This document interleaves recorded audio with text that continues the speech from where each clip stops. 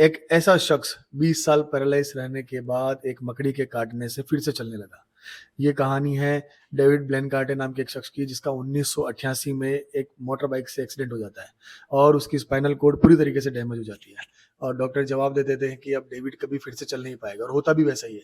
अगले 20 साल तक डेविड अपने घर में व्हीलचेयर पे गुजारता है और चलने-फिरने में बिल्कुल भी असमर्थ था। लेकिन फरवरी 2009 में डेविड को एक ब्राउन रेक्लूस नाम की मकड़ी पाँव पर काट लेती है। उसके बाद तेज़ दर्द की वजह से उसे हॉस्पिटल लेके जाया जाता है।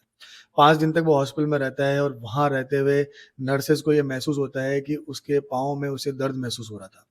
तो ये एक तरह से मिरेकल था, क्योंकि उसकी लोअर बॉडी पूरी तरह से पैरालाइज़ थी। इसके बाद उसे इलेक्ट्रिकल थेरेपी दी जाती है, जिससे उसके सेंसेशन फिर से लौट आता है, यानी सोई हुई नसें फिर से जाग जाती है। 8 महीने बाद डेविड वॉकर से चलना शुरू कर देता है।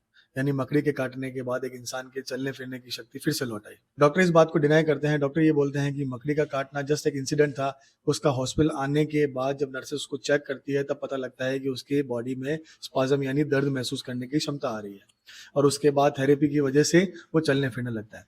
लेकिन कई लोग ये मानते हैं कि उस मकड़ी के काटने की वजह से उसकी सोया हुआ नर्वस सिस्टम जो डैमेज था, वो फिर से जाग गया। इस पूरी घटना में आपकी क्या राय है? कमेंट करके ज़रूर बताइए।